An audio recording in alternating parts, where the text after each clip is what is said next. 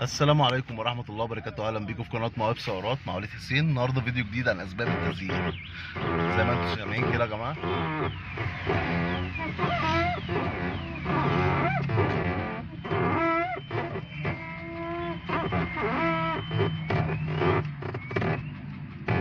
اللي عامل مشكلة التزييق دي جامدة جدا صليبة الدركسيون.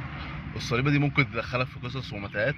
قلنا الصليبة دي ممكن تعمل معاك طقطقة، وتعمل معاك شخللة في الشوارع المكسرة، وتعمل معاك التزييق ده. العيب ده جالي اكتر من مرة يا جماعة.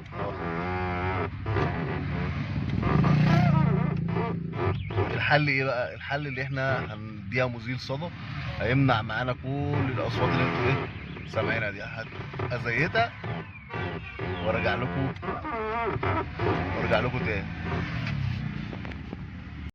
زي ما انتوا شايفين كده يا جماعه، احنا زيتنا الصليبه والصوت راح خالص اهو الصوت راح. العربيه دي فيها صليبه تحت وفيها صليبه فوق، زيتنا الاثنين بمزيل صدى دبليو فورت والصوت راح نهائيا. لو انت عندك المشكله دي هتعملها زي ما احنا عملناها، احنا محليناش حاجه خالص. لو الفيديو عجبك ما تنساش تعمل لايك واشتراك في القناه.